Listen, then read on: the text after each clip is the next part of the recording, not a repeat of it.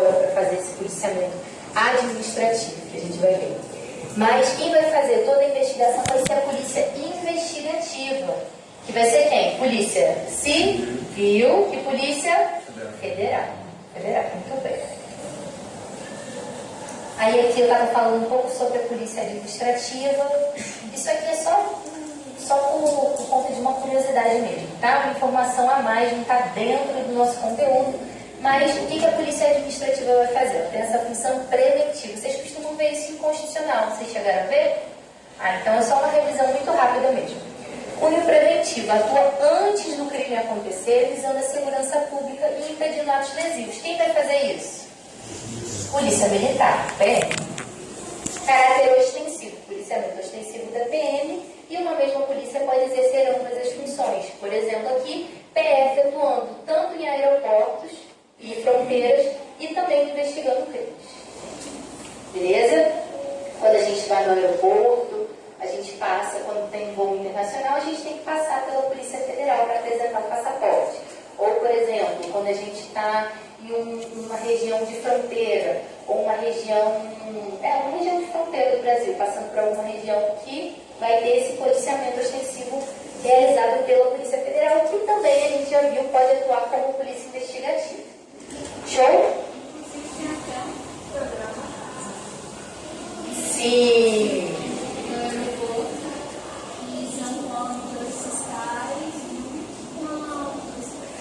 É isso. Como é que é o nome desse programa?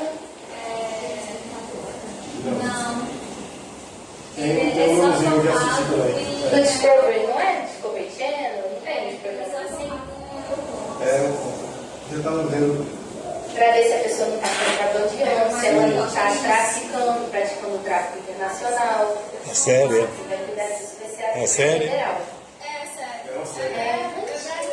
É Decast sério. Já deve ter muitas temporadas. Tem. É agente. É um nome assim. Agente da fronteira, não. É um nome assim. Eu tenho outro da fronteira também. Mas tem dos dois. Eu nunca assisti assim para saber a diferença entre um e outro, mas eu sei qual é, já vi muito vídeo no Instagram, no TikTok. Tem gente que é viciada, né? Até criança faz área restrita, isso aí. Sim, cara, boa Tá sequinho, hein? Ixi, eu tô até com frio, eu tô aqui, ó, minha mão tá gelada. Por enquanto eu não vou diminuir o ar, não, tá? Porque daqui a pouco começa a suar. Sabe, os azul aqui, dá uma pizza. Então, olha só, vamos lá. Polícia Penal. Foi introduzida pela emenda 104 de 2019. A Polícia Penal, quem vai exercer essa função, é o que hoje a gente não está nessa regra mais ou menos de transição, mas é o que hoje a gente tem dos agentes penitenciários. É uma polícia especializada na condução coercitiva, na condução daqueles apenados dentro do sistema penitenciário. Então, quem vai exercer isso vai ser a Polícia Penal, que antes eram os agentes penitenciários, e a partir de agora a gente vai começar a ter concurso para agente penal, para Polícia Penal. Tá? Mas isso aqui já teve? Então, eu acho que é verdade. Foi o quê? Foi ano passado ou retrasado? Foi, então. Então já estão atualizadíssimos. Mas isso aqui era mais uma extensão do conteúdo, tá? Agora, revisando aqui inquérito, quem vai ocupar a presidência do inquérito policial? Delegado de polícia. Todo mundo lembra disso? Então, o delegado, ele preside o inquérito policial.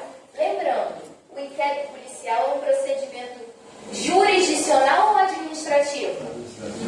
Administrativo. Muito bem. Porque aqui a gente não tem uma aprovação de uma decisão jurisdicional. A gente não tem um magistrado. Tanto é que o magistrado, ele nunca vai poder presidir o inquérito policial. Quem vai presidir o inquérito sempre vai ser o delegado.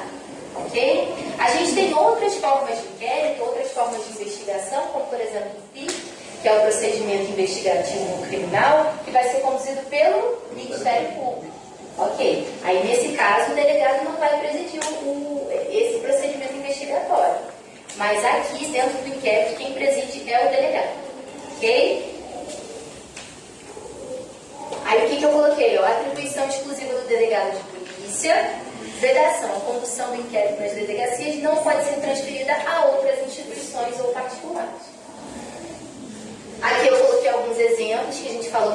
passada.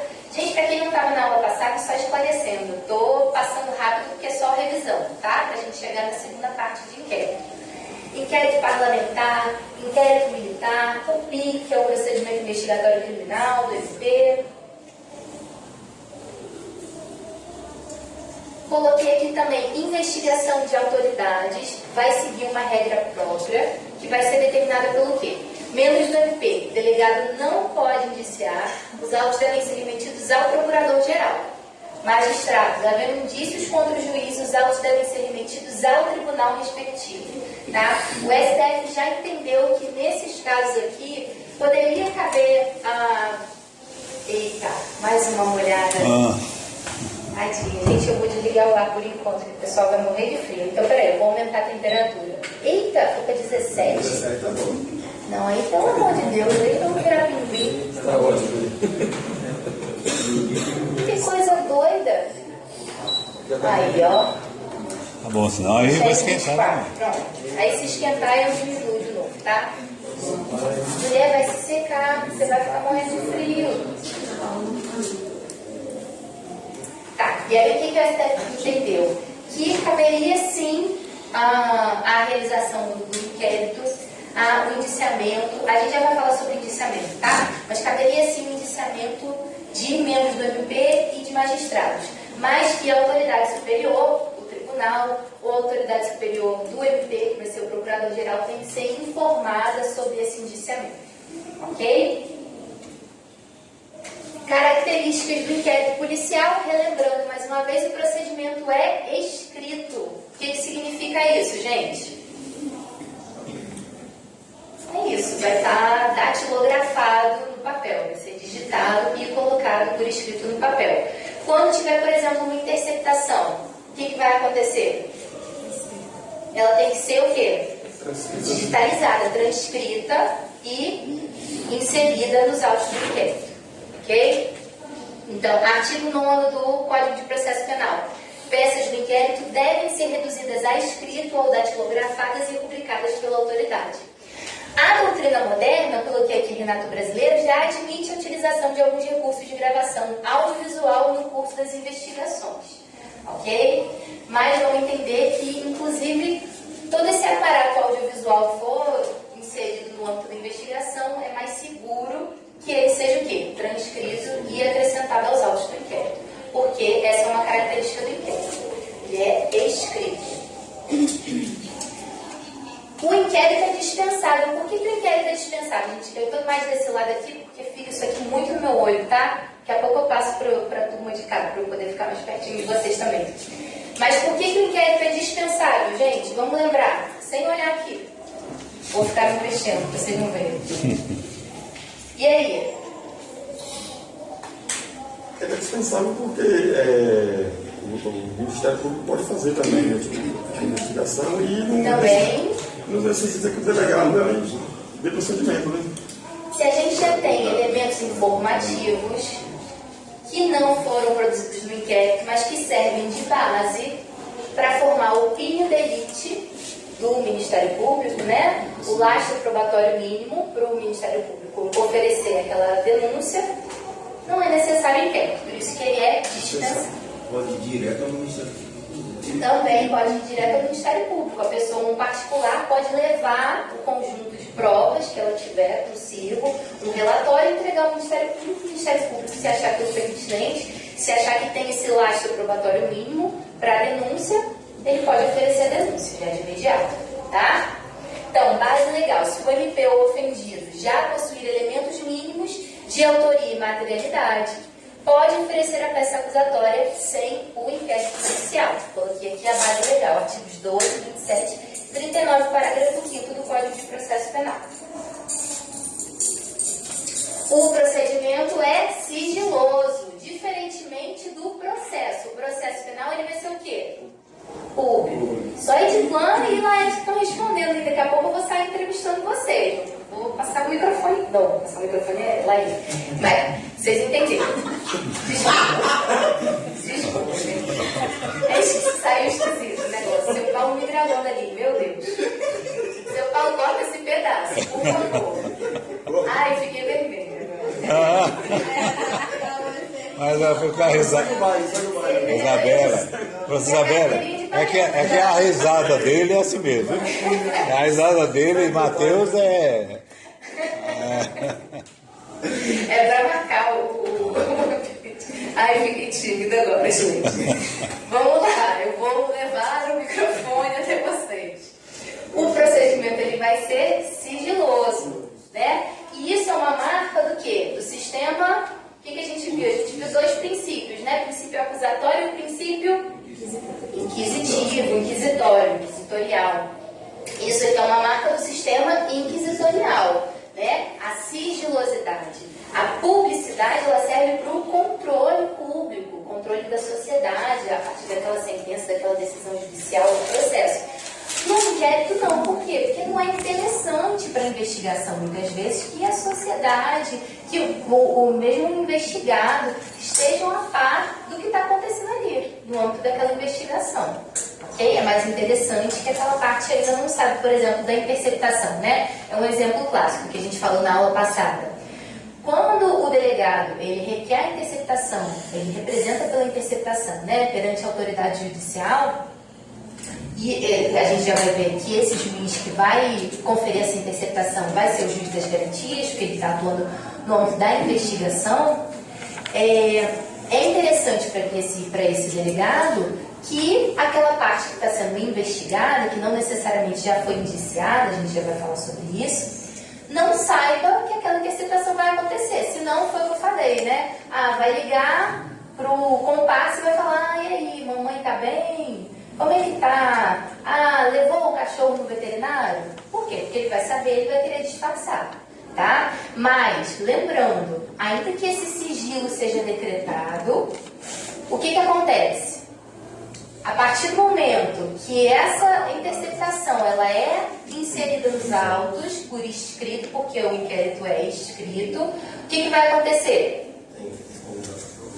Exatamente. O advogado da parte que está sendo investigada, né, ele tem amplo acesso àquela documentação. Ok? Oi? Ao que está documentado, exatamente. Aquela documentação. Mais uma vez, lembrando aqui, o que a gente falou na aula passada sobre isso, sobre o sigilo. Então, mais uma coisa. O inquérito, portanto, ele vai ser sigiloso e esse sigilo, em regra, vai ser externo, vai ser para o restante da população. Em relação ao advogado, as partes ali que estão envolvidas naquele caso, ele vai ser sigiloso ou não? Não vai ser sigiloso. Por quê? Porque se ele fosse... Bom, aqui a gente não tem contraditório ampla defesa, né? Mas, por uma ideia democrática, a pessoa que está sendo investigada, ela tem direito de acesso a tudo que está sendo investigado ali a ela, sobre ela. Advogado? Okay? O advogado, exatamente. Então, o Auri, ele sustenta... O meu professor de processo penal também, na época, professor queridíssimo Denis Assetti, ele sustenta que, nesse caso, como o advogado tem acesso a essas peças do inquérito, então, naturalmente, se ele está protegendo, tutelando a liberdade daquela parte que está sendo investigada, né, em última medida, a liberdade. Quando a gente entra com um pé para um HC, em meio ao inquérito policial, por exemplo, a gente está zelando pela liberdade, ainda que seja um HC preventivo. Como isso impacta diretamente a liberdade, a dignidade daquela pessoa que está sendo investigada, a ideia é de que, se o advogado tem acesso, aquela pessoa que está sendo investigada também tem acesso àquelas peças do inquérito. Beleza? E vamos lá. Artigo 20 do CPP. O sigilo é a regra no inquérito para a elucidação do fato e interesse da sociedade. Exceção, caso em que a publicidade auxilia na investigação. Aqui é uma outra exceção, né? O Renato Brasileiro fala no caso do retrato falado. O retrato falado é uma exceção à sigilosidade do inquérito. Por quê? Porque é isso, todas as pessoas a gente tem inclusive tem aquele, aqui na Bahia, acho que tem o baralho do crime. Tem. Não é isso? É o baralho do crime, né? As pessoas que estão sendo procuradas. Mas aí, o baralho do crime, agora eu não sei se é sobre a investigação, são pessoas que já foram condenadas. Vocês sabem dizer? Investigação. É condenado. Investigação pesada, é organização criminal. Sim, mas é organizado pela polícia ou pelo Poder Judiciário, vocês sabem dizer? Polícia. É a polícia? O baralho do crime? Então. Então é isso, é um outro exemplo de exteriorização do inquérito policial, ok? Já rodou dentro do IR fazer. Agora, não é o que é uma pessoa primária, né? Difícil. Ali já são Sim, condenados. com Né? certeza. Já foi condenado. Condenados. Teve um até que saiu notícia no dia 11 esses dias. Tinha um nome engraçado. Mas enfim, você viu, já me livrou. Então vamos lá. Prerrogativas do advogado no inquérito policial, a gente já falou. Qual é o embasamento? A gente tem a súmula vinculante 14, que vai ser do STF, e o Estatuto da OAB, que vai ser o artigo 7º, inciso 14, que vai falar sobre isso. Tá? Então, o defensor tem direito de acesso aos elementos de prova já documentados nos autos, que digam respeito ao direito de defesa, e o advogado pode examinar os autos mesmo sem procuração. Isso é importante, tá, gente? O Estatuto da OAB estabelece que o advogado tem acesso amplo aos autos, ainda que sem procuração. Ele não precisa apresentar procuração, dizer que ele está representando aquela parte ali que está sendo investigada. Falo parte, mas não é tecnicamente uma parte, tá? É aquela pessoa que está sendo investigada, porque a parte vai ser quando a gente já tiver o processo penal, ok? Fitos ou em andamento.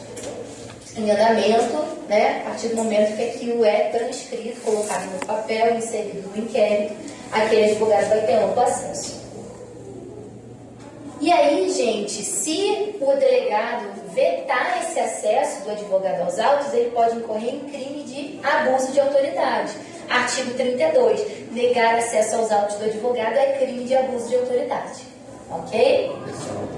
Aqui, ó, naquele caso, diligência futura, diligência que está em curso ainda, que o advogado não pode ter acesso, aí não vai caber crime de abuso de autoridade. Justamente pela proporcionalidade, né? Porque senão ia interferir em toda a investigação. Só não cabe no céu isso. Não cabe aonde? No céu? Aos deuses não cabe. Ah, sim. O STF não. Ah, Zé, é outra história. A gente está falando aqui de procedimento investigativo administrativo. Estamos falando de jurisdição ainda. Vamos lá. Mas não tem jeito pra gente não viajar, né, Paulo? Mas isso aí fica para depois. Vamos lá. O procedimento é inquisitorial. A gente já revisou e isso está mais do que revisado. Então, vamos lá. Quem que vai me responder? Ediclan, por que o inquérito é inquisitorial? Porque o advogado vai ter acesso ao que está sendo feito nas investigações, né? Sem estar, transcrito no papel, né? Pode ser também, mas por quê? O que mais? Porque ele é o quê? Ele é sigiloso? Aí você falou nesse sentido? Pode ser sigiloso, tá. Né? Vamos gravar que, em regra, o advogado tem acesso, tá? Porque o advogado tem que ter acesso. Pode ser decretado sigilo em relação a ele, mas em situações excepcionais, tá? Mas ele é sigiloso para o externo. Para as pessoas. Para o resto da população. Tem contraditório no inquérito? Não. Então essa é uma marca principal também do sistema inquisitorial. Não tem contraditório com a defesa. Discricionário, né? Discricionário também. Outra coisa, a gente vai estar... Quem que vai presidir o inquérito é o delegado. É o delegado que vai fazer o relatório no final. O delegado que ao final ele vai indiciar o sujeito. Indiciar não quer dizer condenar. Indiciar não quer dizer tampouco acusar. Ao delegado não cabe o quê? A denúncia, a acusação, o papel de acusação. Esse papel de acusação cabe especificamente a quem? Ministério Público, no caso de ação penal pública, ou pode ser a ação penal também pública condicionada à representação, e também no caso da parte, do particular, da vítima que foi lesada, que pode ingressar com ação penal privada. Ok? Pois bem, vamos lá. Então, a doutrina majoritária afirma que no inquérito não há contraditória nem ampla defesa plenos. Então, por conta disso, a gente teria um sistema inquisitorial aqui. Tá bom? Lembra, inclusive, a gente falou sobre isso lá na primeira aula. Não, foi na primeira ou na segunda? Agora eu fiquei na dúvida. Mas que tem gente que... Nas duas aulas eu falei, que agora eu lembrei do Auri falando também, do Auri, falando pra mim, assim, através dos meus estudos, na primeira aula. Muita gente defende que o nosso sistema é misto, justamente por isso, porque o inquérito seria o quê? Inquisitorial. E o processo? Acusatório, principalmente a partir da atualização do pacote anticrime, lá do artigo 3º B. Ok? que vai falar expressamente que o sistema é acusatório. Gente, tem alguém conseguindo falar mais alto que eu no microfone, eu tô impressionada. É porque não é aí na frente. Caramba, que voz boa. Pode ser também. Aberta não. Só que o que o Auri fala? Que na verdade todos os sistemas vão ser mistos. O que vai definir exatamente a pureza, o que qualifica aquele sistema como acusatório ou inquisitorial, vai ser a gestão de provas pelo magistrado. Ok? E a gente vai ver como é que vai funcionar essa Então, gestão. em tese, nós somos sistema misto. É isso, a doutrina majoritária vai sustentar que a gente tem um sistema misto, justamente porque o nosso sistema começa inquisitorial na fase pré-processual, no inquérito, Depois e acusatório. se foca no processo, exatamente, que agora é acusatório. Ok? Agora, na verdade, a gente já sustenta que desde a Constituição, lá em 88, o nosso sistema já é acusatório. Por quê? Porque a Constituição fala que cabe a quem? A acusação ao MP. Muito bem, artigo 139, inciso 1, lá da Constituição vai falar isso. Tá? Para além disso, a gente teve a chancela, através da legislação atual, né, que alterou o Código de Processo Penal para fazer constar que o sistema vai ser acusatório. Ok? Beleza, então vamos lá. Presença de advogado no interrogatório policial. Regra, no inquérito a presença do advogado é facultativa, até porque não cabe contraditório, ok? Não tem contraditório. Ainda.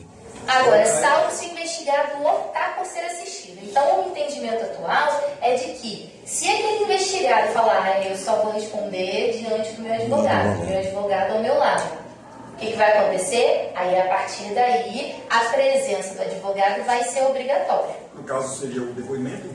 No depoimento, exatamente. Na condução ali, exatamente. Se ele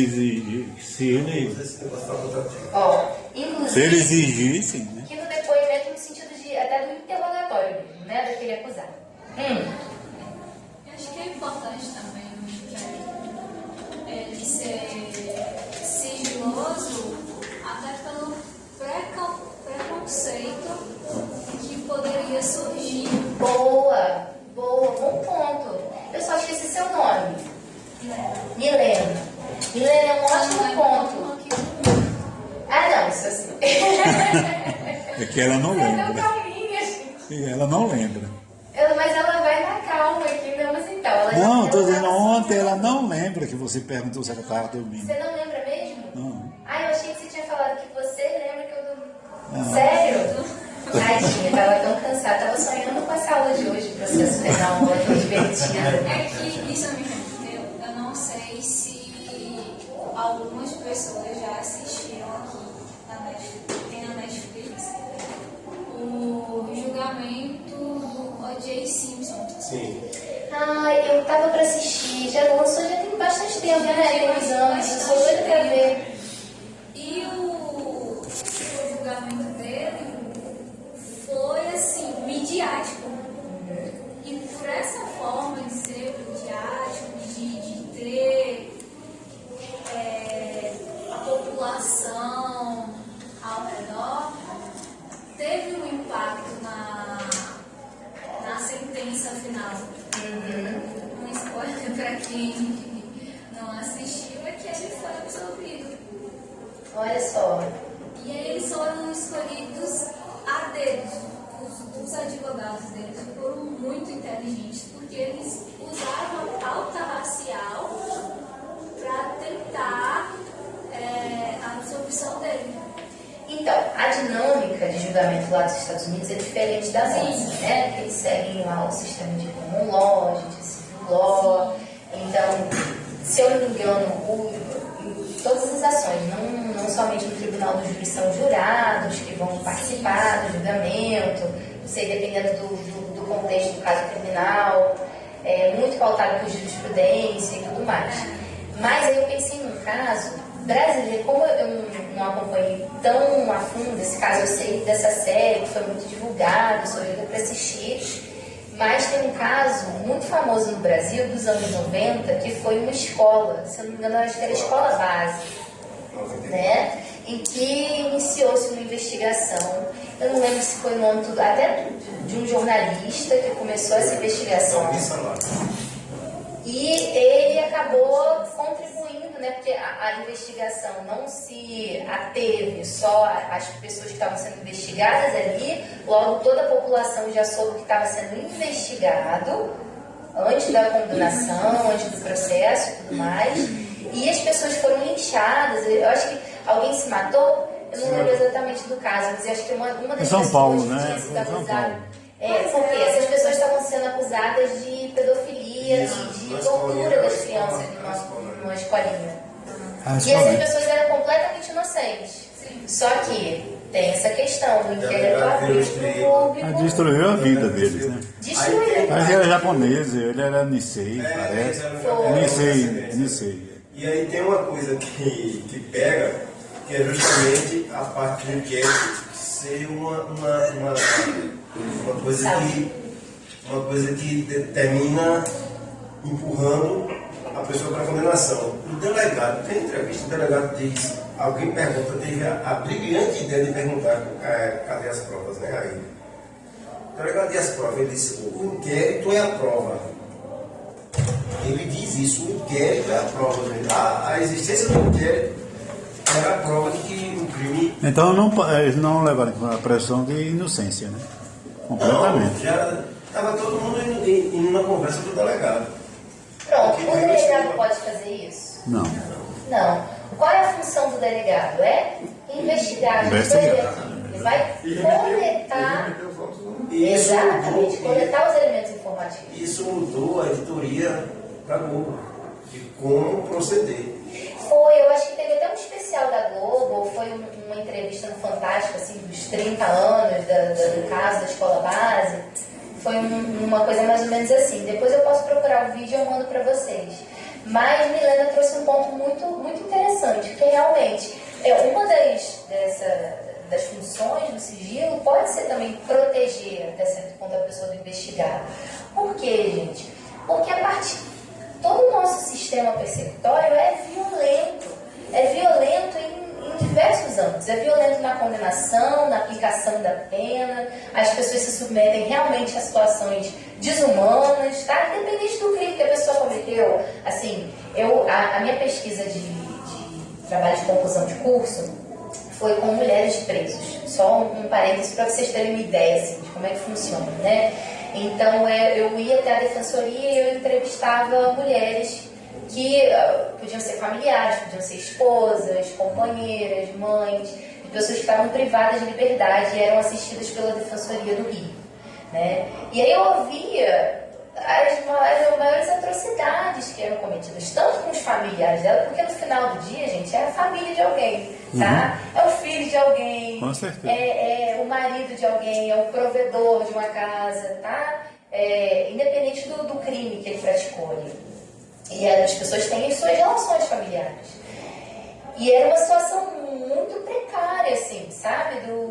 Do sistema carcerário do Rio, especialmente.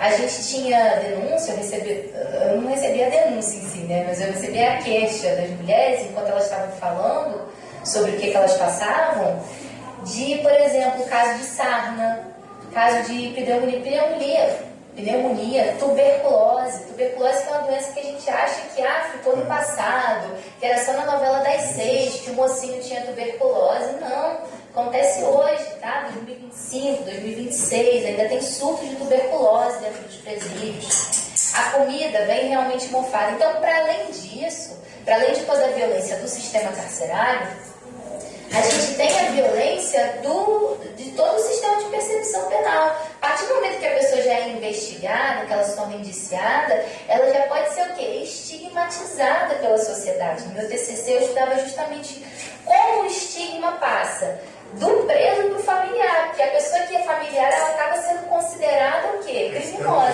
também. Cúmplice. Exatamente. O advogado também. O advogado também.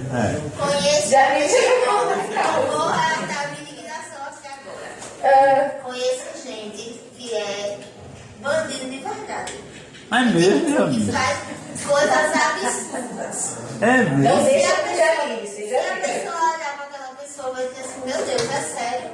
E tipo assim, a pessoa não tem tatuagem, uma aparência ok. E todo mundo, meu Deus, good vibes. Tipo assim, se as pessoas pudessem, botariam em um hotel de vidro assim. E eu tenho tatuagem. Poucas, 13 só. E tipo assim. 13? 13. Por que 13? 13 tatuagens. Meio posicionamento político, para ver para esquerda, uma coisa assim, entendeu? Mas ele dizer que tatuagem tem que ser sempre ímpar, né? Não é, ou é par, eu não lembro. Acho que é ímpar, E tipo assim. Eu tenho que fazer mais uma também. Passei pela faculdade pública, então eu venho, né, quebrando esses padrões, tá? Tem gente que acha que eu sou bandida, que eu sou gente ruim, que eu não presto, que eu sou traficante, estelionatária, padrão, nem aquela música lá. Eu pensei em você mesmo, já me perguntaram se eu sou Então, e eu tenho um irmão que já foi preso e eu visitava. E tipo assim, quando as pessoas falam assim, eu visitei, eu já fui no presídio. É mesmo, João, depois eu tenho presídio, tava dando pro bandido lá dentro. Eu vou contar até de um caso. Você falou de suas tatuagens. Uma das mulheres que eu entrevistei, ela falou que ela foi submetida à revista vexatória, porque lá no Rio, eu não sei como é que é o sistema administrativo, o CEAP daqui, né? Mas o de lá, na época, voltou. Tem que abaixar. O quê? Abaixar? Sim. Então. Só que a regra lá no Rio é de que a revista vexatória, a regra vai ser exceção, né? Como é que eu vou? Deixa eu voltar. A regra vai ser de que a revista ela tem que ser por raio-x. Então, excepcionalmente, vai acontecer essa revista vexatória, que a pessoa tem que se despir, tem que se agachar, que é uma situação vexatória, uma situação de vergonha para aquela pessoa, né? E aí, uma das mulheres que foi entrevistada, ela falou que ela foi submetida à revista vexatória simplesmente por ela ter tatuagem. A agente penitenciária, na época, não era agente polícia penal, né? Olhou para ela e falou assim, não, você tem tatuagem, você tem cara de criminosa, e você vai ser submetida a essa revista vexatória, tá? Vi relatos de uma mulher grávida também que foi submetida ao raio-x, quando a própria legislação já veda isso, porque pode oferecer risco para criança, para grávida. Então, assim, gente, a partir disso tudo que a gente comentou, isso é muito estudado em criminologia. Tá? Que é a área que eu mais gosto de estudar, eu acho incrível, sensacional. Queria muito que vocês tivessem uma disciplina de criminologia aqui, mas eu acho que vocês vão ter online, né? Criminologia. Já fizeram? Acho que já. Não foi.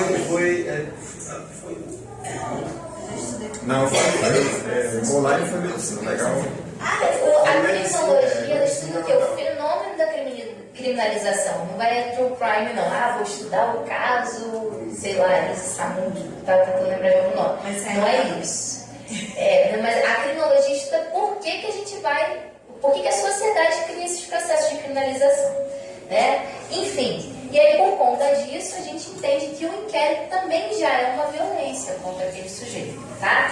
Gente, não estou falando que é para proteger bandido. A pessoa fez uma coisa errada, ela vai ter que responder judicialmente aquilo, tá? Ela vai ter, só que ela tem direito, vocês, enquanto advogados, futuros operadores do direito, da justiça, vocês vão ter que defender o quê? As garantias que estão estabelecidas no Código de Processo Penal e na Constituição, beleza? E nos tratados de direito internacional, etc. Professora, por que assim o inquisitório, a presunção da culpa é mais forte, porque no acusatório parte da presunção da inocência. E no inquisitório, se está no inquérito, já parte a princípio, uma das presunções é da culpa.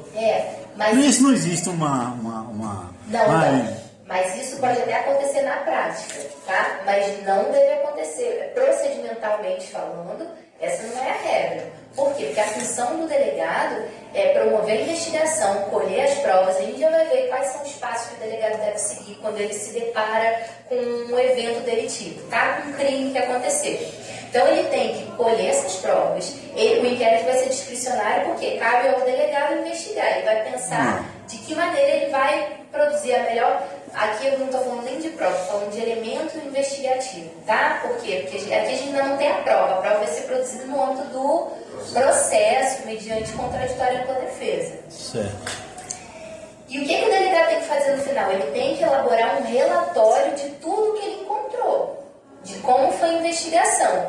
E no máximo, o que ele pode fazer? Ele pode indiciar. Indiciar não é certeza de autoria. Indiciar é dizer o quê? Que você tem indícios de que aquela pessoa investigada cometeu aquele delito. Tá certo? A gente tem que ter a prova da materialidade. Prova da materialidade é dizer que o delito aconteceu. Realmente, houve um homicídio aqui. Tem uma pessoa que morreu. Ela morreu por disparo de arma de fogo. Ok? Então tem a materialidade do delito. Agora, o que a gente vai precisar? De indícios da autoria. Ok? Não é certeza. Então, quando a pessoa deixa de ser investigada para se tornar indiciada, o que a gente tem? Uma transição da possibilidade dela ser autora do delito para probabilidade. Por quê? Porque, de acordo com a investigação, realmente, Laércio estava lá na cena do crime, ele foi visto por testemunhas que relataram que ele saiu correndo, que ele não prestou socorro, vamos supor que é um atropelamento. Então, a gente tem uma probabilidade, mas o juízo de certeza só vai ser dado pelo Poder Judiciário, pelo Poder Jurisdicional ali na aprovação da sentença, e quem vai formar essa opinião delitiva vai ser o Ministério Público, ok? No âmbito da acusação. Porque aí, quando o Ministério Público oferece a denúncia, que a gente vai ver, esse indiciado ele vai se tornar o quê? Acusado, ok? Réu, no processo penal. Beleza, gente? Ok. Então, vamos lá. A gente já falou sobre isso, né? Então, só vou ler o artigo 14. O procedimento é discricionário. Pedidos de diligências pela vítima ou suspeito podem ser indeferidos motivadamente, salvo o exame de corpo de delito, se houver vestígios. Lembra que eu falei na aula passada? Se o crime deixar vestígio, o delegado é obrigado a coletar esses vestígios. Ok? Oficialidade, oficiosidade e indisponibilidade. Oficialidade por quê? Porque o inquérito é conduzido por um particular? Não, é conduzido por um órgão oficial, né? O delegado da Polícia Civil. Então, o órgão oficial do Estado, Polícia Judiciária. Oficiosidade. Em crimes de ação pública incondicionada, o delegado deve agir de ofício. De que maneira? A gente vai ver isso na segunda parte da aula. Como é que o delegado vai agir de ofício? A partir do momento, por exemplo, um exemplo muito atual, Big Brother. Eu sou fã de Big Brother, tá? Me julguem, as pessoas me julgam quando descobrem isso. Eu assisto Big Brother desde a primeira edição. Eu amo. Inclusive, quando eu entrar, vocês vão fazer campanha pra mim, no tirão, vão votar, tudo mais. Meu sonho, aqui na matriz, botarem no telão. Hã? Eu creio, não sei se eu sou de criar tanta confusão, não.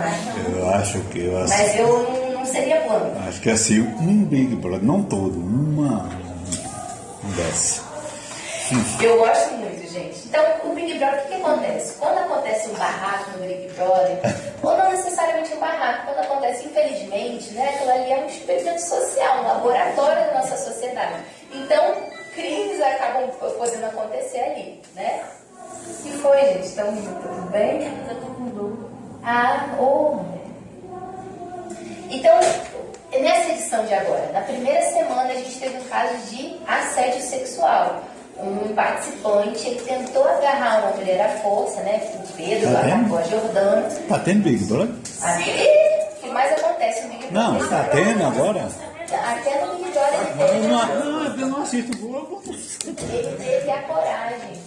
E aí ele atacou a mulher, ele foi expulso do programa. Na verdade, ele saiu antes, mas ele seria expulso de qualquer forma do programa.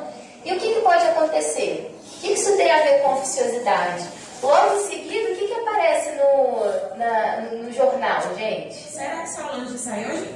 Porque aquela fala dela foi muito séria. Foi muito pesado, né? Mas eu acho que assim, por fala, vai abrir. Não, mas no intervalo vocês falam de Big Brother, senão começa a me empolgar aqui. Eu também sou viciada. Aí, tá vendo? A gente já tem uma parceira aqui pra conversar no intervalo. No caso, não tem. Mas aí vamos primeiro assim. Vamos voltar para o caso do Pedro, que acho que fica mais claro da gente observar. O que acontece depois que surge uma situação dessa, de crime cometido no programa? No dia seguinte, o que já começa? Polícia Civil vai investigar. Ministério Público começa a investigar o caso. Não é isso? Então, quando a Polícia Civil está investigando, ela está investigando de ofício. Alguém provocou ela? A Jordana, quando ela saiu do Big Brother para ir na polícia dar o depoimento dela, para falar o que aconteceu? Não, justamente porque o inquérito tem essa característica de oficiosidade. O delegado ele pode instaurar o inquérito de ofício, a partir de uma notícia que ele tem acesso. Ok? No caso de ação penal pública incondicionada. Quando o delito é de ação penal pública condicionada à representação da vítima, ou quando o crime é de ação penal privada, nesses casos ele vai depender da representação ou do requerimento do ofendido. Ok? Eu falei isso da oficiosidade até porque a regra é de que a ação penal seja pública incondicionada. Ok? As exceções são de condicionada representação e ação penal privada. Indisponibilidade, gente, o que isso significa? O delegado não pode mandar arquivar o inquérito. Quem que pode ter ingerência sobre arquivamento do inquérito é o Ministério Público. Muito bem. Deixa eu só ver quantos slides faltam para a gente entrar. Então aqui, gente, a gente já finalizou a revisão da aula passada, agora com o slide, tudo certinho, organizamos o nosso pensamento. Vamos para o intervalo, e aí, 8h25 a gente retorna, tá bom? Pode ser? Já são 8h15, e aí a gente entra no valor. Cortou o cabelo? Aí eu já não conheço há tanto tempo, gente. Mas daqui a pouco eu já gravo a cara de vocês a ponto de perguntar assim, o que fez no cabelo? Vamos lá. Bora, senhor Laércio. Valor probatório do inquérito. Gente, mais uma vez aqui, fazendo essa diferenciação. Inquérito colhe prova? Não é prova. Vai colher elementos informativos. Os elementos informativos vão dar aso à produção de provas dentro do processo penal, mediante contraditório com a defesa. Ok? Mas o inquérito vai produzir esses elementos, vai colher esses elementos informativos. E aí o que fala o artigo 155 do CPP? O juiz não pode fundamentar a condenação exclusivamente no inquérito policial, ressalvadas. Então, vamos gravar primeiro essa primeira parte do artigo 155, que é muito importante. O juiz não pode fundamentar a condenação exclusivamente no inquérito policial. Por quê? Porque o inquérito não produz prova. E justamente por quê? Porque não foi submetido a quê? A contraditória com a defesa. Muito bem. Então, é obrigatório no sistema acusatório contraditória com a defesa. A gente já viu que a gestão das provas não vai ser feita pelo juiz, vai ser feita pelas partes, né? Ministério Público e o réu, aí em relação à sua defesa. Mas o juiz, então, não pode fundamentar a condenação exclusivamente no inquérito. Isso aqui é a regra. Agora a gente vai ter 3 exceções. Que exceções são essas? Ressalvadas as provas cautelares, não repetíveis e antecipadas. O que cada uma delas vai ser? A gente vai chamar esses elementos informativos de elementos migratórios. Por que vão ser elementos migratórios? O que remete a vocês a expressão migratório, migração? Sair de um lugar para o outro, né? Eu sou migrante, por exemplo, né? Eu saí do meu estado do Rio e vim para a Bahia. Tem as aves migratórias, então eu saí de um lugar para o outro. Por que esses elementos vão ser migratórios? Porque eles vão sair do inquérito e vão diretamente para o processo. Beleza? Essa é a ideia. Por isso que eles vão ser chamados de elementos migratórios. Mais uma vez, o juiz não pode fundamentar a condenação exclusivamente no inquérito.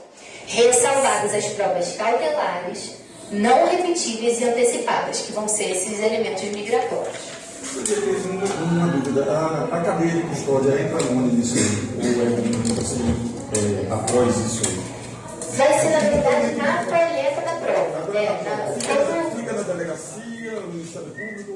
Tem todo um procedimento lá no CPP. Eu confesso que eu ainda não peguei, porque como a gente ainda vai estudar provas, eu não peguei para estudar a fundo essa parte. tá? Mas assim, o que eu me recordo da cadeia de custódia, até porque acaba não sendo um tópico tão específico aqui pra gente. Depois, quando vocês forem estudar para concurso de carreira, por exemplo, eu estudei cadeia de custódia, quebra da cadeia de custódia, quando eu estava para a defensoria, tá?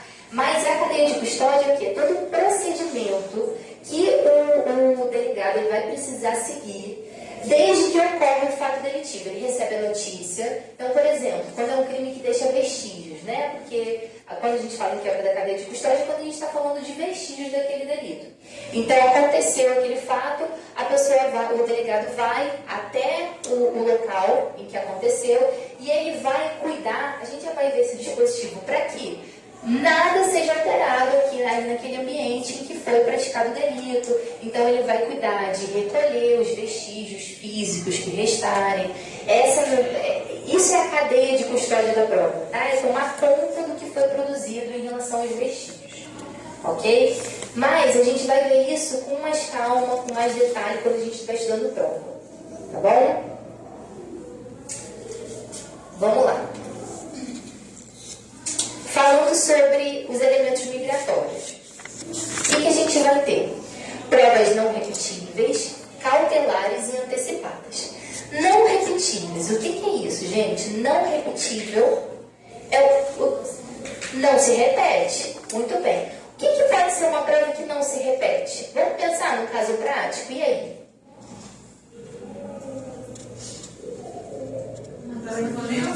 Que não se repete, Não tem condições de se repetir. Se a gente matar alguém, tipo assim, eu matei e Larissa de facada, hipoteticamente, não vai repetir a prova. Vamos pensar por exemplo, exame de corpo de delito. Se a pessoa sofreu uma agressão, ok? Essa prova vai se repetir? Aquela mancha roxa que a pessoa sofreu, aquele roxo, aquele galo na cabeça, vai se repetir? Né? Não. Então, essa prova vai ter que ser produzida imediatamente. Assim que acontecer, já passa para o exame de corpo de delito. Por quê? Porque em uma semana, aquele roxo vai cicatrizar. E como é que vai ser provada a agressão? Não se repete. É por isso que, nesse caso, o juiz vai poder se basear nessa prova não repetível, produzida em sede de inquérito policial para condenar. Ok? Beleza. Então, o que a gente tem aqui? Por exemplo, outro exemplo. Exame de embriaguez. Quando a pessoa é pega dirigindo alcoolizada, o exame de embriaguez ele tem que ser feito naquele momento. Beleza? É por esse motivo, como essa prova precisa ser feita naquele momento, o delegado ele precisa conduzir a elaboração, a realização daquele exame naquele momento, o mais rápido possível, que a doutrina majoritária entende que, nesse caso, essa prova não repetível independe de autorização judicial. Tá? Então, o juiz das garantias, que é o juiz responsável pela fase pré-processual e investigatória, ele não vai precisar autorizar a realização de um exame de corpo de delito, por exemplo. Porque aquilo precisa ser feito quanto antes. Não tem como a gente esperar o juiz proferir um despacho, uma decisão sobre aquilo. Até lá a pessoa já se recuperou, está novinha e foi. Ok? Então isso é uma prova não repetível. Então o teste do bafômetro aí seria um... Isso, é isso. No caso, é porque o teste do bafômetro, por exemplo, se a pessoa cometeu um atropelamento, ela está ali no ambiente do crime, o policial foi lá, chegou com o delegado, ele foi detido, e aí faz esse exame de como é que chama isso? Toxicológico. Esqueci a palavra. Também minha B12 deve estar baixa, minha memória está meio ruim. Mas faz o exame toxicológico e naquele momento já vai descobrir se a pessoa estava embriagada. Ela vai incorrer naquele delito de dirigir embriagado, enfim. No caso de um homicídio, por exemplo, porque isso vai definir, voltando um pouquinho para o final, vai definir se aquele crime foi doloso, se ele foi culposo. Por quê? Porque a gente tem um dolo eventual. O MP geralmente sustenta a tese de que quando a pessoa se embriaga, ela já está incorrendo em dolo eventual, ela está assumindo o risco de matar uma pessoa. Então isso vai influenciar, vai acabar influenciando futuramente no processo. Tá? Provas cautelares. A prova não repetível não se repete. A prova cautelar, ela vai exigir autorização judicial. Por quê? Nesse caso, o que a gente tem aqui? Um exemplo clássico de prova cautelar é a interceptação telefônica. A prova cautelar não quer dizer que ela não vai se repetir, porque, por exemplo, a interceptação telefônica vão ser vários, né? Você vai estar, como é que eu posso dizer isso? Você está acompanhando todas as comunicações daquela pessoa que está sendo investigada. Então, pode ser várias interceptações. Aquilo vai se repetir, né? A prática delitiva pode se repetir. Só que, caso você deixe de aproveitar um momento específico, você fala assim, conseguimos acesso ao telefone de fulano que está sendo investigado, a gente sabe que ele vai se comunicar com um comparsa porque eles querem combinar de assaltar um banco no dia tal. Ok? É uma prova cautelar porque você precisa ter agilidade. Não tem como você esperar só chegar no momento do processo para autorizar para o juiz. Aqui vai precisar de autorização, mas você vai autorizar em sede de inquérito. Não dá tempo de esperar o processo chegar para que essa prova possa ser produzida. Por quê? Porque as ligações estão acontecendo ali, naquele momento, sabe? Naquele espaço de tempo. Se você esperar muito, o crime já vai ter sido cometido, você não vai conseguir coletar nenhum vestígio, nenhuma informação relevante a partir dessa interceptação. A busca e apreensão se encaixa nessas provas cautelares também? Busca e apreensão? Porque precisa de autorização também, tá? E até a busca de imagens também de câmeras. Do juiz, no caso, responsável. Pode. Ele pode agir de ofício, o delegado pode agir de ofício ou não, no caso? Então, de busca e apreensão, sim. A câmera de segurança. Não, câmera de segurança não.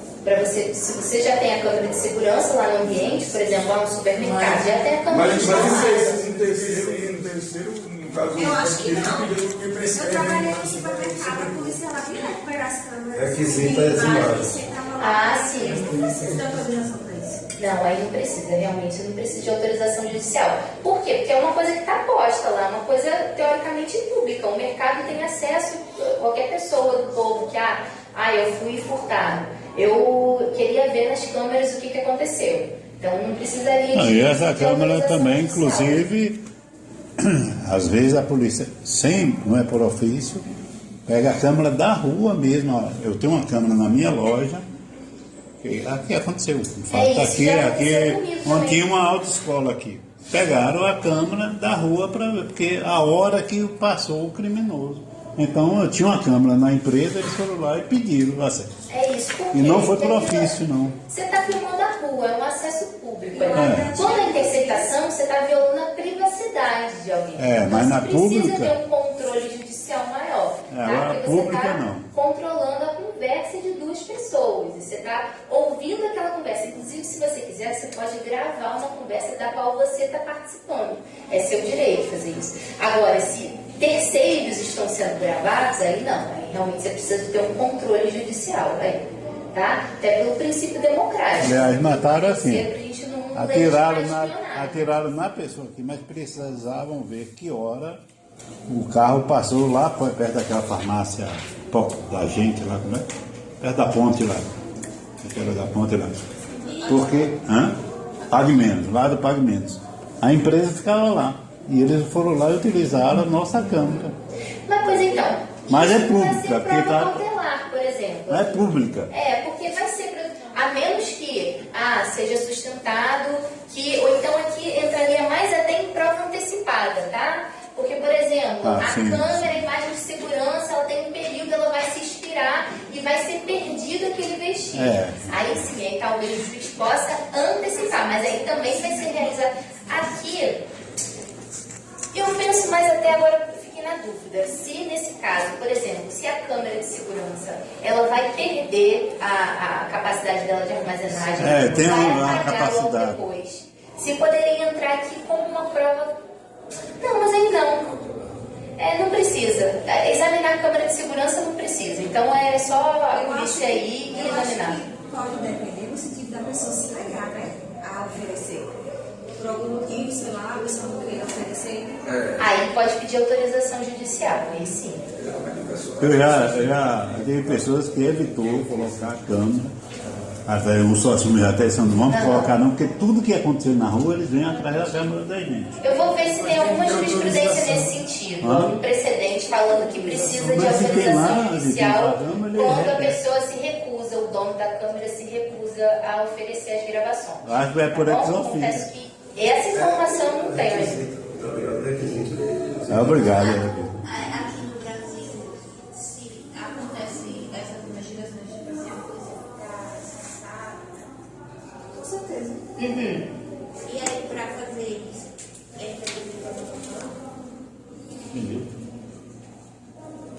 Trabalhar disfarçado exige autorização. Sim, Trabalhar disfarçado. para poder ficar disfarçado e monitorando pessoas. Sim. Para achar.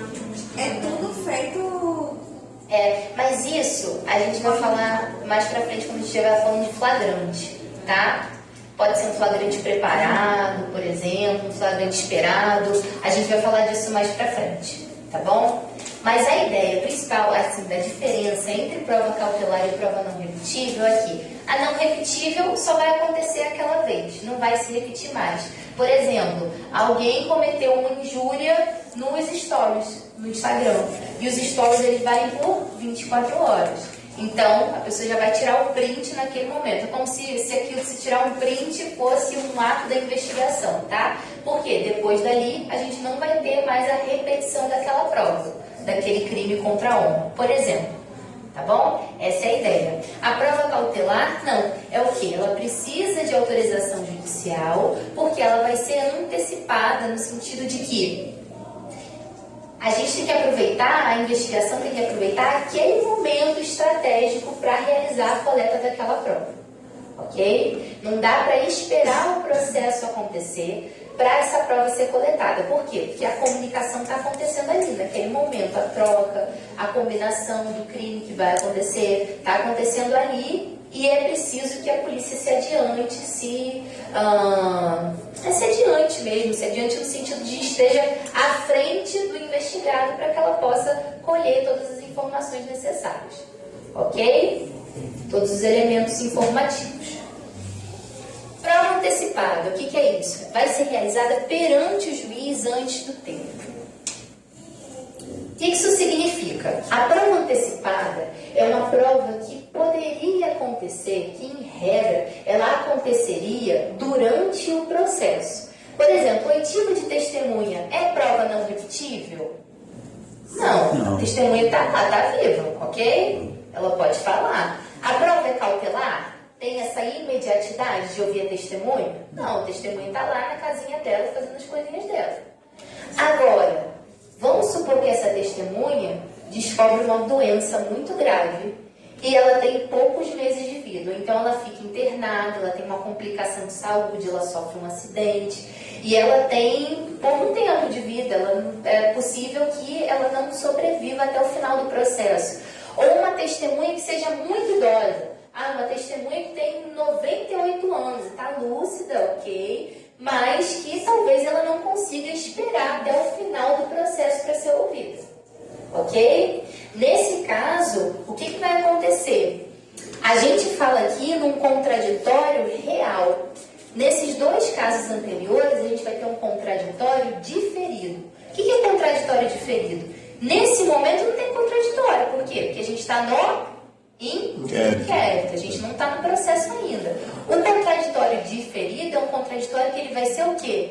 Postergado, jogado para frente. Vai acontecer contraditório sobre essas provas, vamos falar sobre essas provas, mas no processo, não no inquérito. Aqui é como se a gente estivesse antecipando prova, que a gente fala de prova efetivamente. Por quê?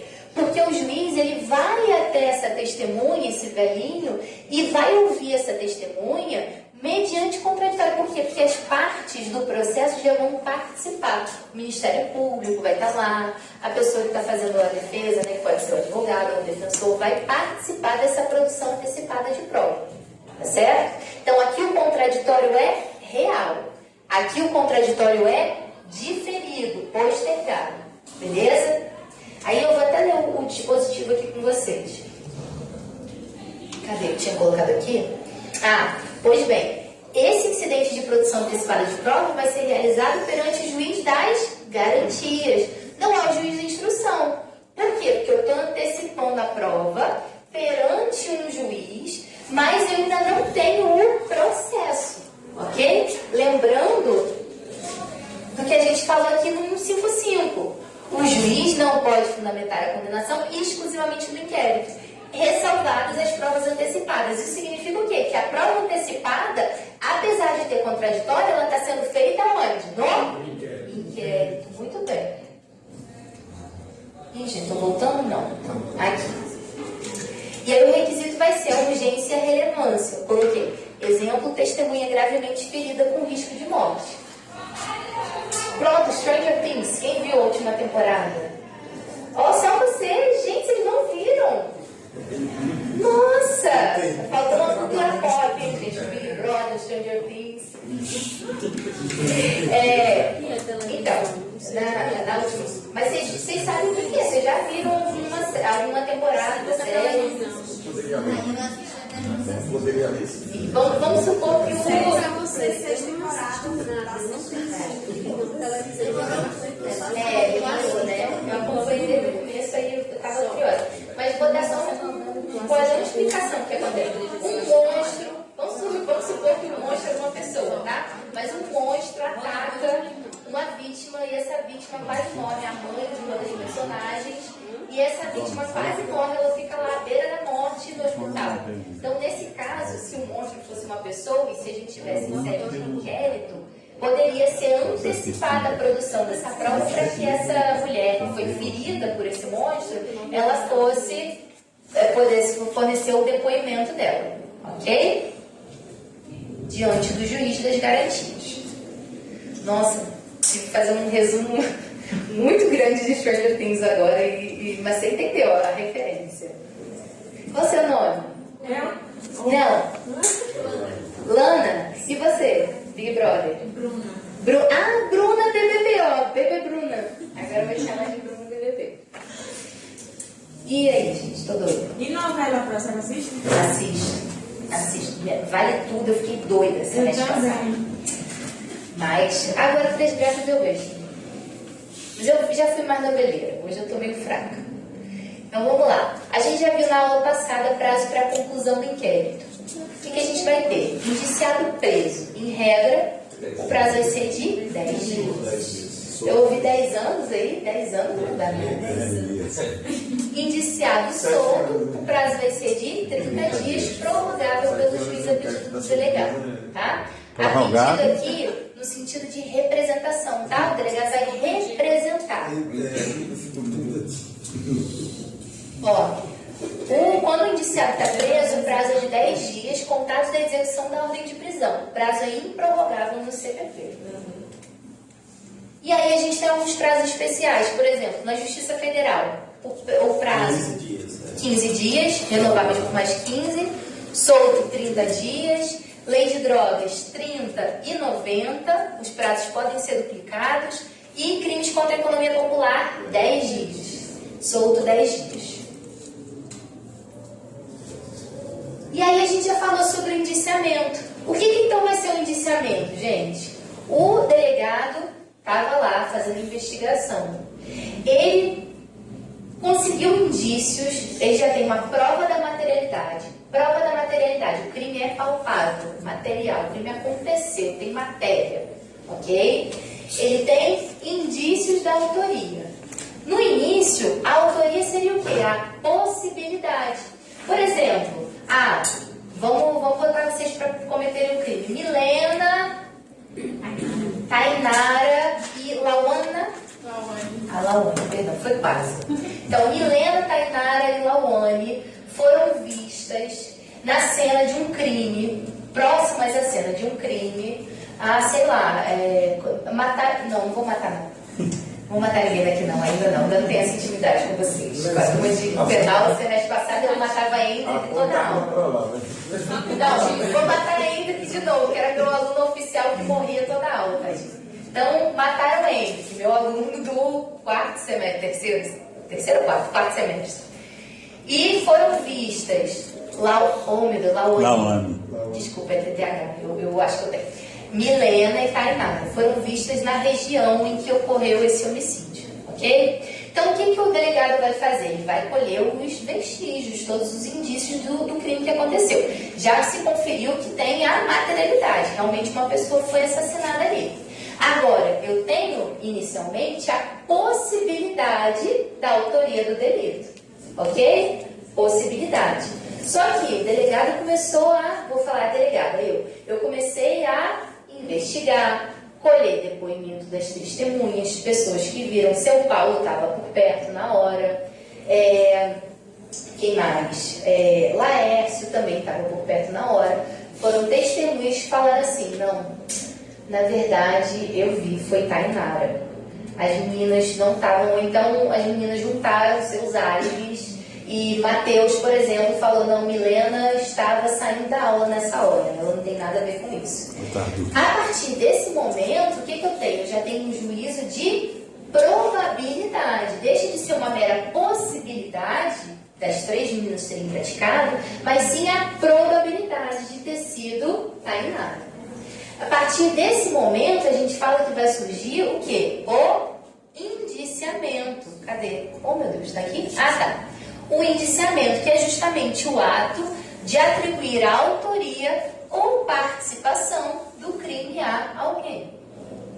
Beleza?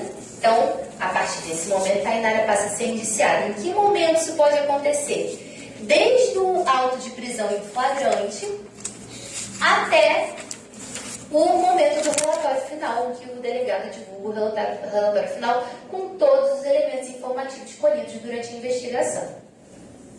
Ok? Beleza. Então, coloquei aqui, ó, juízo de possibilidade é uma simples suspeita. Juízo de probabilidade, o indiciado é o provável autor. É diferente do simples suspeito. O indiciado é o provável autor. Não sei porque eu repliquei isso aqui. E aí, o indiciamento, gente, lembrando mais uma vez, indiciamento quer dizer condenação? Não. Indiciamento quer dizer acusação? Não. É simplesmente o delegado externando o juízo de probabilidade.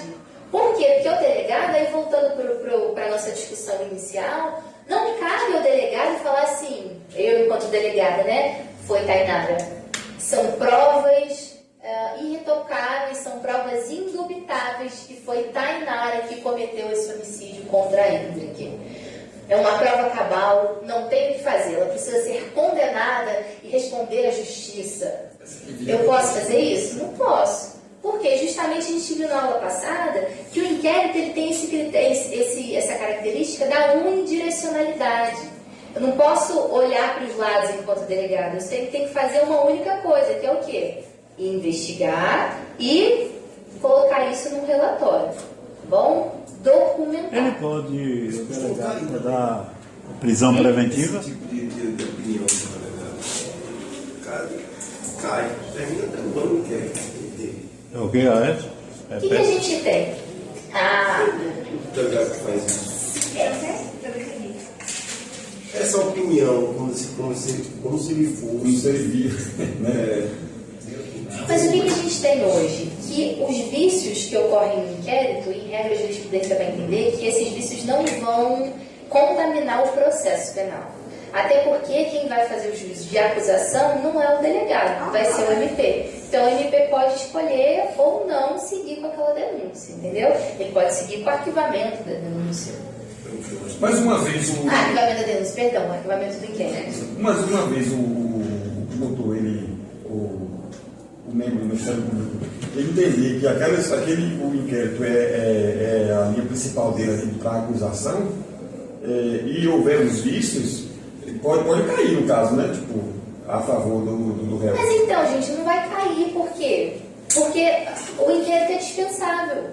O MP pode se pautar pela documentação. Ele pode aceitar ou não. Ele pode se pautar pelos testemunhos, pelos documentos testemunhais, pelos depoimentos testemunhais. Ele pode se pautar por exame de corpo de delito. Isso não é a opinião do delegado, é uma coisa que aconteceu realmente. É por isso que é entendeu? dispensável. O que pode acontecer se tiver tiver uma ilegalidade, uma questão assim muito latente, ficou claro que o delegado ele instaurou esse inquérito por perseguição ao seu inimigo.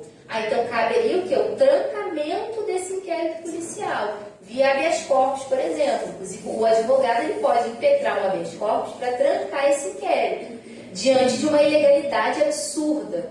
Mas a ilegalidade no sentido até da instauração do inquérito. Se esse inquérito foi instaurado pura e simplesmente, exclusivamente para perseguir uma pessoa. Falando estagiária do MP.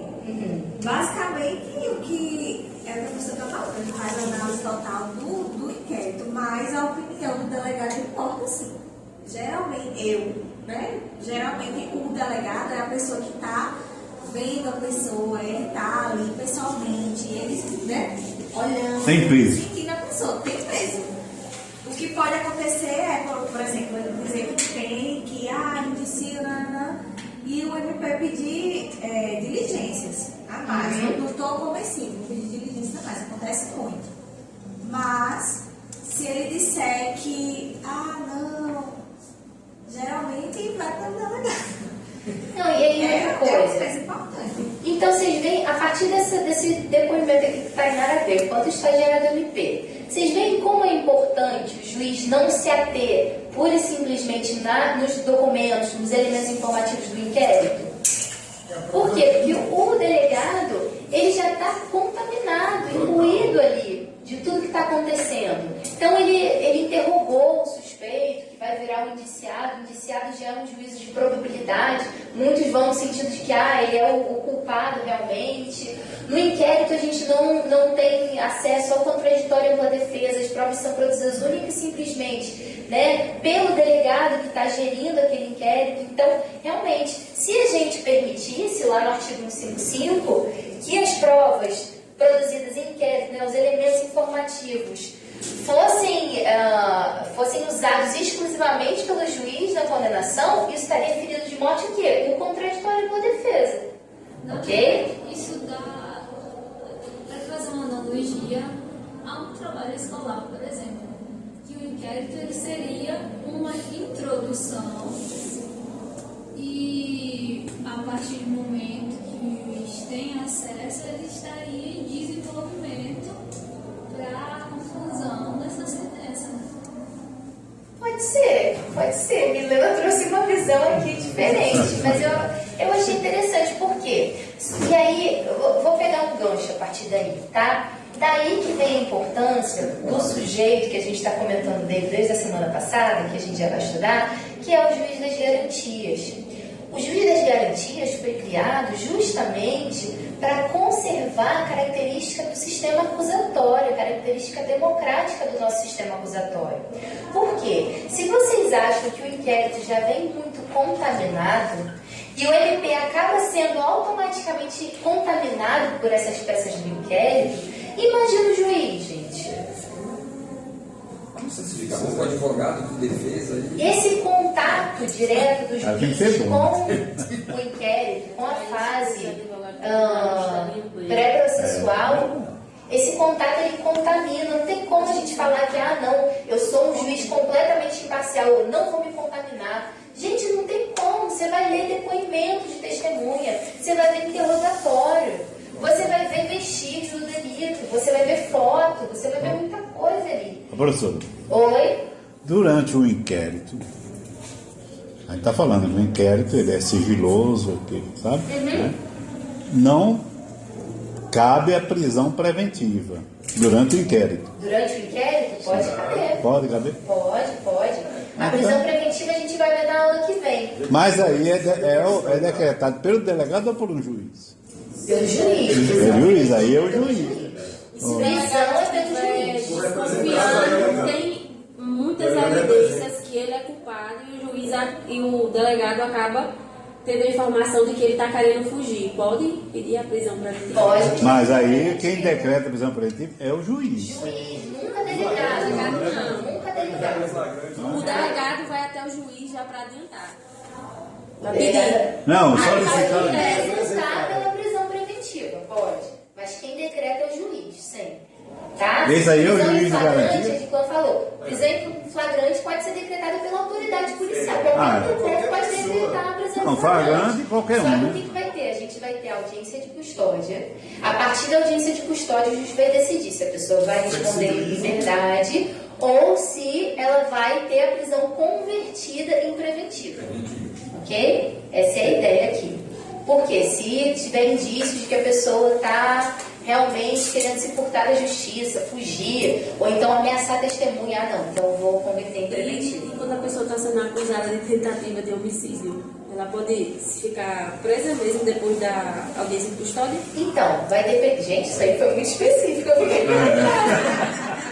Essa é delegada, viu? De Capim Grosso. Ainda não é delegada. É um conhecido. Ah, essa aqui é. A pergunta é, tem tatuagem ou não tem? Tem tatuagem. Ih, gente, mas aí tatuagem eu também tenho um monte aqui. Então, isso aí vai depender do caso concreto. Vai depender da avaliação que o juiz vai fazer Tenha dos certeza. requisitos da prisão preventiva. Professora, Entendeu? tenha certeza que a pergunta dela é em cima de alguns princípios, viu? Ela nunca pergunta assim.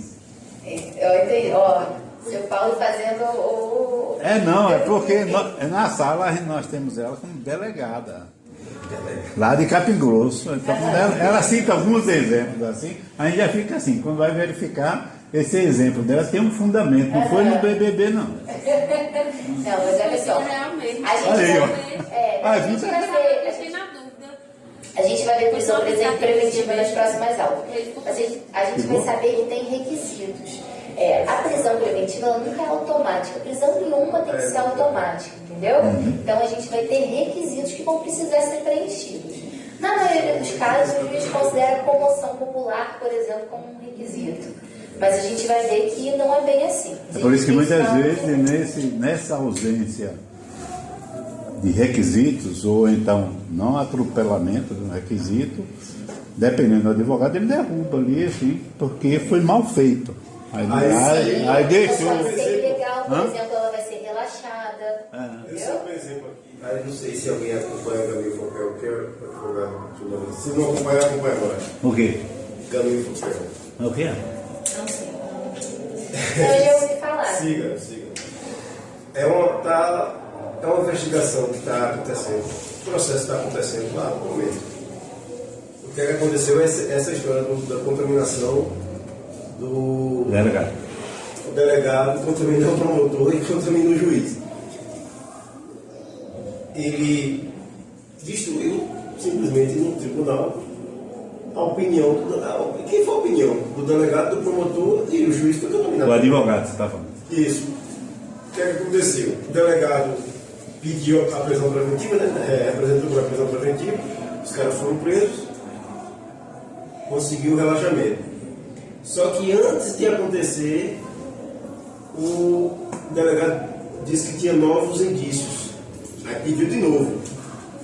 Só que, como já estava contaminado, chegou o promotor, disse, não, vai ser prisão. Só que ele percebeu que não ia ser tão novo assim, aí pediu arquivamento. Mas o cara estava preso. Aí conseguiu de novo o relaxamento da prisão. Então, a prisão preventiva ela pode sofrer ela pode ter duas condições diferentes, né? Dois destinos, duas hipóteses diferentes aí de revogação ou relaxamento. Relaxamento é quando uma prisão é ilegal, quando não cumpriu, não seguiu um requisito. A gente tem que, lembra que a gente falou que o Código de Processo Penal ele vai ser a bíblia da pessoa que cometeu um delito. Por quê? Porque a pessoa vai ter que seguir toda a lógica do procedimental, tanto no âmbito da investigação quanto no âmbito do processo, e aí a gente inclui as prisões no meio disso tudo, vão ter que seguir essa dinâmica. Então, não seguir algum requisito, a prisão vai ser ilegal e vai ser relaxada. Agora, a prisão ainda pode ser revogada. O que é isso? É quando os requisitos que já foram preenchidos em algum momento, cabia prisão preventiva aqui, nesse momento A. Mas no momento B não cabe mais, já deixou de ser preenchido o requisito, ele não oferece mais o risco à investigação. Então essa prisão pode ser revogada também, mas sempre pelo juiz, tá bom? Aí o cara pediu de novo, dizendo que era elemento novo. E tinha elemento novo representando a prisão. Aí antes de ser decretado, o promotor desistiu, pediu arquivamento. Só que, como diz a história, já tinha jogado na mídia, já estava bagaceira. Tem isso também. Todo o papel da mídia de condenação do sujeito antes até do processo acontecer, né? Então vamos lá, voltando aqui, gente. Aqui, ó. O que eu coloquei aqui? O momento do indiciamento ocorre no flagrante ou até o final do processo, né? Do processo, não, perdão. Eu estou tentando ler aqui, não estou conseguindo, porque está muito ruim. Eu vou depois mudar o slide, tá? É o relatório final, exatamente. Só que eu estava tentando ler aqui a palavra. Porque não cabe. Pronto, é isso. Essa é uma informação importante. E é óbvio, né, gente? Cabe indiciamento após o recebimento da denúncia? Não. Por quê? Porque após o recebimento da denúncia, o que acontece? Processo. O processo. Começa o processo. Ok? Então não cabe, não tem nada a ver, porque o indiciamento é ato privativo de quem? Do delegado de polícia na fase do inquérito policial. Ok? Beleza. E aqui, ó, o que eu tinha colocado? Deixa eu ver se eu leio aqui, fica mais fácil para ler, ó. Fundamentação é ato privativo do delegado, baseado em análise técnico-jurídica fundamental. A gente vai ter que fundamentar esse indiciamento no âmbito do relatório, ok?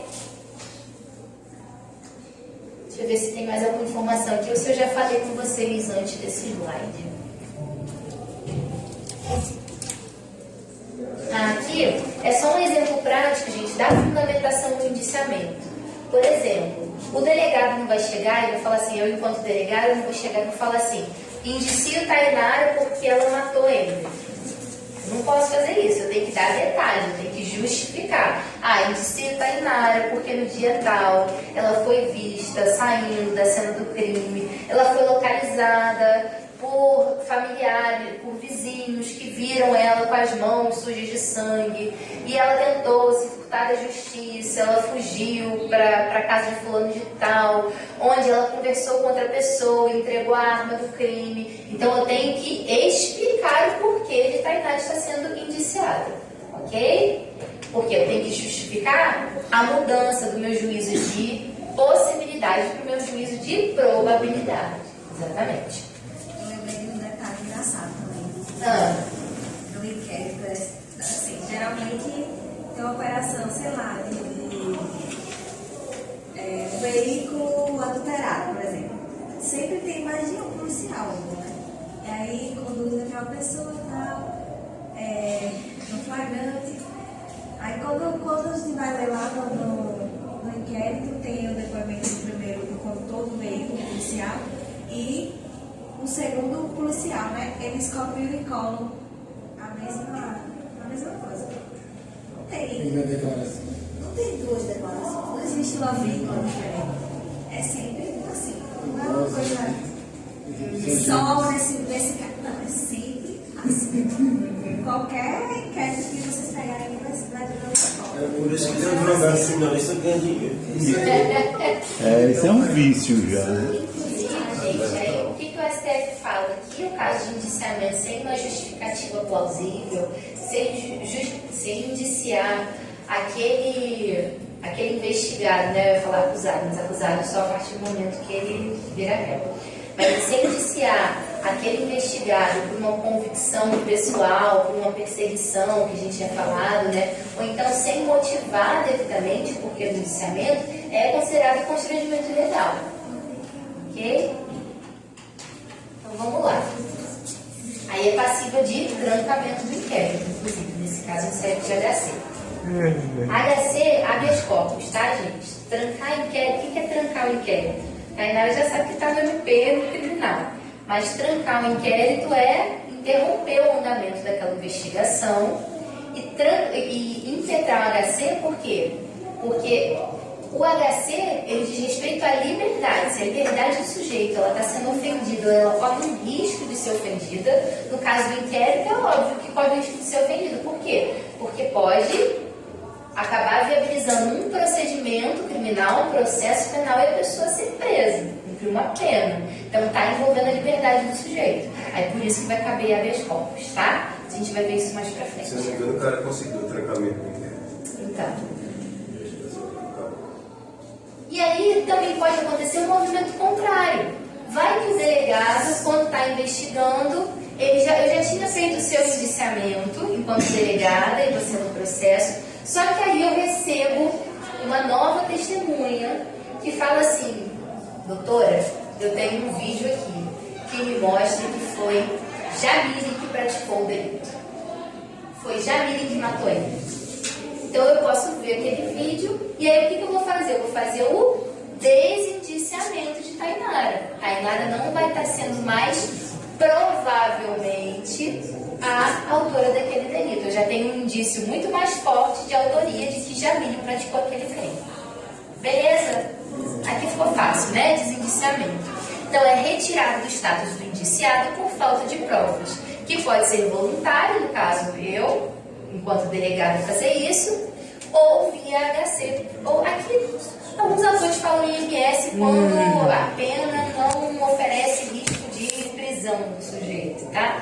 Mas eu acho que é sempre mais seguro um HC. O IMS seria um mandado de segurança. Mandado de segurança, perdão, gente, falei IMS aqui. Mandado de segurança, tá?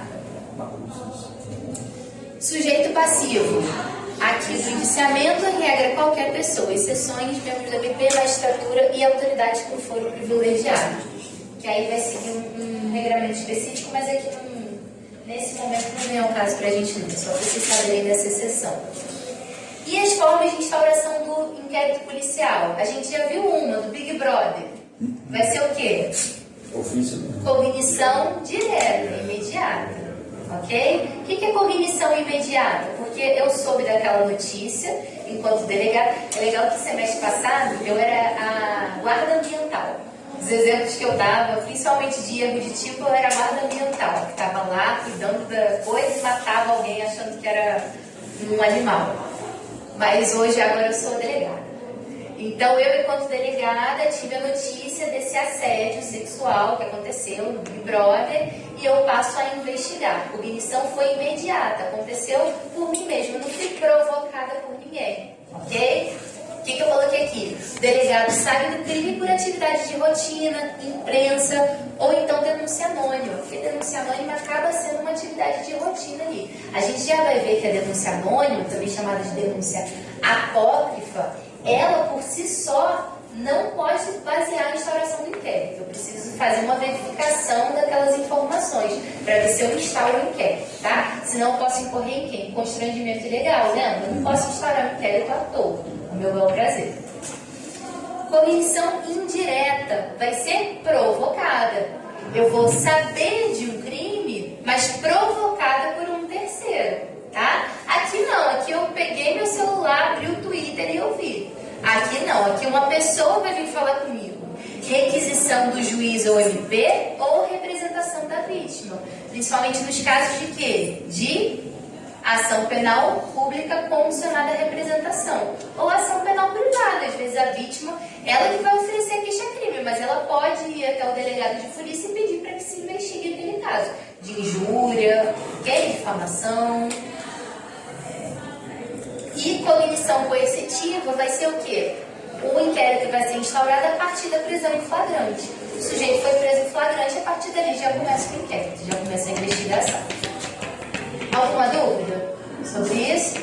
Não? Já hora. Acabou. E aí sobre a denúncia anônima, é isso. O que o STF e o STJ entendem? Não autoriza por si só a instauração imediata do inquérito policial. Por que isso abriria margem para quê, gente? Falsa acusação. Eu chego assim e falo assim: Bruna tá torcendo pelo Babu no Big Brother, então eu tô com raiva dela, eu vou denunciar ela pra polícia.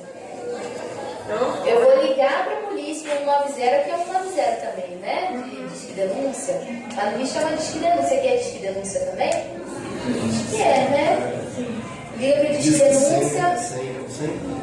Ela é 190, eu acho. Não, não, 190 é polícia. É 100 é denúncia. Eu nunca fiz uma denúncia anônima, gente, então eu não sei o número. Mas então eu não posso chegar, ligar, fazer uma denúncia anônima e e aí o delegado Laércio vai falar, prontamente, eu vou instaurar um inquérito a partir de agora contra essa Bruna, porque ela não gosta ela gosta do Babu, ela gosta do Babu, e aí eu crio um crime falso para ela, para poder atacar ela, ok? Então o que tem que acontecer? Verificação da existência prévia, ok? O delegado deve realizar a verificação da existência prévia para confirmar a veracidade, antes de instaurar o inquérito. Então tem que confirmar se existe materialidade do delito e indícios de autoria, ok?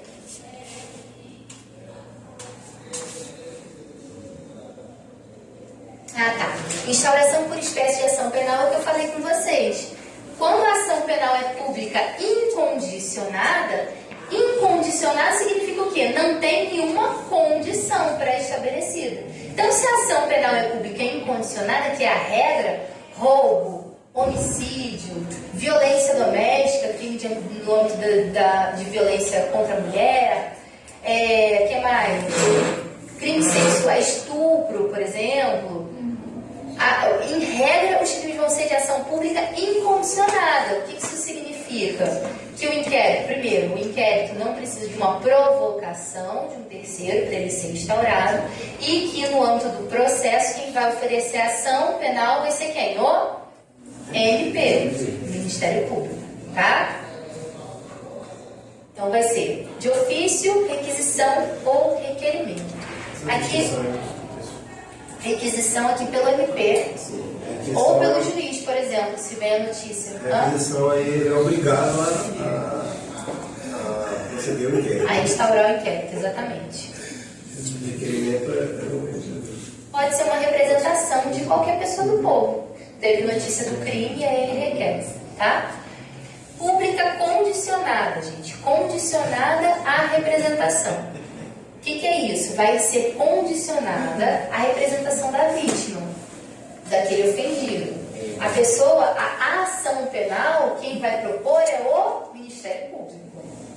Mas, no caso da instauração do inquérito, da investigação, o delegado depende, a polícia vai depender da manifestação da vítima, que a gente vai chamar aqui de representação do ofendido, ou requisição do Ministro da Justiça. A gente vai chamar isso de delácio criminis postulatório, certo? E privada vai ser quando a gente tiver ação penal privada.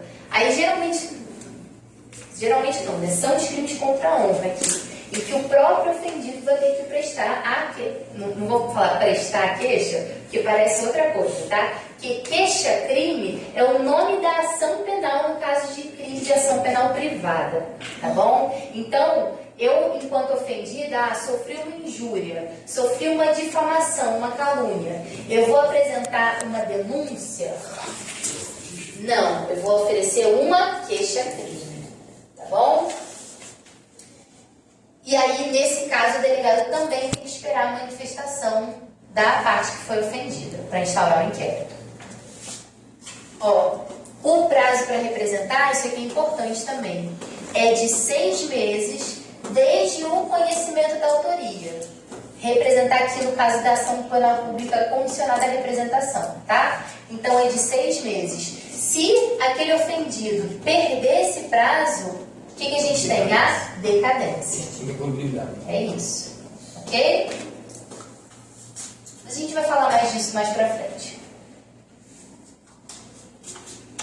E aqui a gente fala sobre aquelas diligências investigatórias. Artigo 6º e artigo 7º do CPP vão trazer essas diligências. Vocês conseguem abrir aí pra mim, rapidinho? Gente, minha água acabou. Eu tô seco igual um cabelo aqui. Vou começar falando e eu vou lambendo daqui a pouco. Ó, tô abrindo aqui também. Vamos ler junto aqui o artigo 6º. Logo que tiver conhecimento da prática da infração penal, a autoridade policial deverá dirigir-se ao local, providenciando para que não se altere o estado e a conservação das coisas, até a chegada dos peritos criminais. Me perdi aqui, gente. 2. Apreender os objetos que tiverem relação com o fato, após liberados pelos peritos. Colher todas as provas que servirem para o esclarecimento do fato e suas circunstâncias. Ouvir o ofendido. Ouvir o indiciado, com observância do que for aplicável do disposto no capítulo 3 do título 7 desse livro, devendo o respectivo termo ser assinado por duas testemunhas que lhe tenham ouvido a leitura. Proceder a reconhecimento das pessoas, coisas e acariações. Determinar, se for o caso, que se proceda a exame de corpo de delito ou quaisquer outras perícias. Exame de corpo de delito é obrigatório. Lembra? O inquérito é discricionário. Mas o exame de corpo de delito ele é obrigatório. Por quê? É isso, porque é um crime que deixou vestígio. E muitas vezes no exame de corpo de delito é o quê? É um vestígio irrepetível. Não vai se repetir. A mancha roxa não vai voltar. A menos que a pessoa se bata. Mas aí vai ser um outro resultado do exame. Tá? Averiguar a vida pregressa do indiciado, sob o ponto de vista individual, familiar e social, sua condição econômica, sua atitude e estado de ânimo antes e depois do crime, e durante ele, quaisquer outros elementos que contribuírem para a apreciação do seu temperamento e caráter. Colher informações sobre a existência de filhos, respectivas idades. Ai, que susto, a gente fica numa barata, é um buraco no chão. E se possuem alguma deficiência, e o nome e o contato de eventual responsável pelos cuidados dos filhos, indicado pela pessoa presa. O que a gente tem aqui, gente? Esse rol ele não é exaustivo, ok? É um rol exemplificativo. Como a gente falou, o inquérito policial ele é discricionário, então cabe ao delegado agir da melhor forma possível para solucionar aquele crime, solucionar aquela questão, ok? Então ele pode conduzir a investigação da forma como ele achar melhor, ele pode criar outras etapas do que a gente falou aqui, para além dessas que foram informadas aqui no CPP. E aí o que a gente vai ter? A única que vai ser obrigatória, que vai ser determinada pela lei, vai ser aqui que eu coloquei aqui, deixa eu ler aqui para vocês, ó. Na verdade, quando a lei usa a expressão deverá, quando o delegado deverá fazer alguma coisa, essa diligência é obrigatória. Por exemplo, exame de corpo de delito, ele deve fazer. Agora, quando é uma diligência discricionária, o próprio nome já diz, se é discricionário, ele pode decidir o que for melhor. Ele pode optar por fazer ou não fazer essa diligência, seguir ou não seguir essa diligência. Diligência, vocês entenderam o que é, né? Diligência é esse ato, esse procedimento ali investigatório. E aí, o que a gente tem aqui? Reprodução simulada dos fatos. Eu coloquei como exemplo, não dá para enxergar, mas está em algum lugar aqui. Reconstituição. O que a gente vai fazer? Nesse caso, se o delegado achar que cabe a reconstituição, a reprodução, no sentido de repetir aquela cena do crime, ok, mas ele não é obrigado a fazer a reconstituição em todo e qualquer delito, imagina. Um delito de roubo, vamos ali com a vítima fazer a reconstituição daquele delito. Não. Deixa eu ver. Gente, 927, vamos parar aqui em identificação criminal. Eu queria pegar a lista, mas deixa eu ver se eu já tenho aqui acesso ao nome de vocês, porque aí eu já lanço a presença aqui, tá? Rapidinho.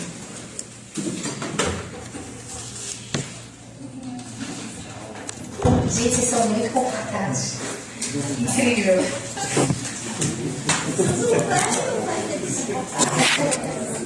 Muito comportado. Já está também no período mais à frente.